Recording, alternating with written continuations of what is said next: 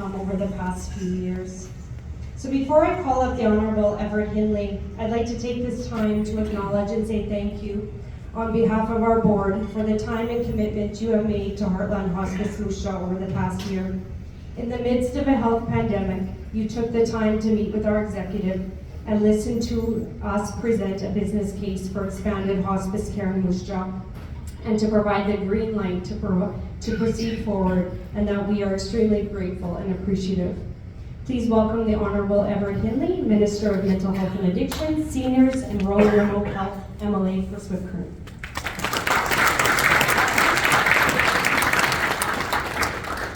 Thanks, Angela, and good evening, everyone. I'm honored to join you here tonight. And if I can, I just want to extend my sincere gratitude to the organizers for putting together just an absolutely fabulous gala here this evening. Just beautiful.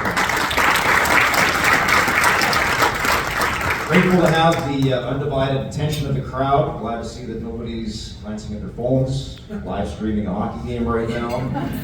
It's in thought, I'm looking at you. But in all seriousness, it's great to be here tonight. Welcome to, and thank you for being here, to Ellie's family, the Luther family, which is the reason we are here tonight. To the board of directors for all the outstanding work that you've been doing on this project for so many years. To Karen from the SHA for your support for this evening here tonight. And as mentioned, your local MLAs. Glad to be here tonight with my colleagues and most importantly, my friends. Greg Lawrence, the MLA for Moose Jaw Waccamaw, Tim McLeod, the MLA for Moose Jaw North, who have been, you should be very fortunate and very thankful of the two gentlemen that you've sent to represent you in Regina at the legislature. Greg and Tim have been tireless advocates, not just for this project, but for any number of issues related to the city of Moose Jaw. And I know that they've spoken to me as the minister and other cabinet ministers about issues of importance to this community, and they do so on your behalf. On this particular issue, I think it was at least a year ago, if not more, that Greg and Tim first came to me actually to talk about this. And shortly after I was sworn in as the minister responsible.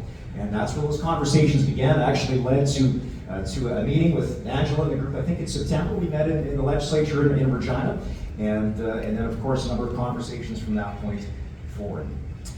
It's inspiring to be here tonight to help celebrate the legacy of Ellie Mayday and with her family and with all of you this evening. Tonight's event is raising funds for a very important cause. It's also not an occasion to recognize the wonderful work done by Heartland Hospice, its volunteers, and its supporters. And our government, the province of Saskatchewan, is proud to support your goal of creating a dedicated hospice space here in Moose Jaw. It will provide a comfortable place where patients and their families can be cared for with compassion, with dignity, and respect. And I'm so pleased that the Saskatchewan Health Authority, along with the Ministry of Health, are collaborating with Heartland Hospice to provide patient and family-centered palliative hospice care. Thank you to everyone attending tonight. Some of you might have a very close personal connection. And the reason that you're here supporting this event tonight, whether it's a family member, perhaps it's a friend, perhaps it's a co-worker. Your generosity will make a real difference when it comes to helping to provide care to patients and supporting their families through some difficult and challenging times. I wish the Heartland Hospice every success with its fundraising efforts, and I commend the board of directors for their passionate efforts to achieve Arlene Kowalski's dream of a dedicated hospice palliative care facility here in Moose Jaw.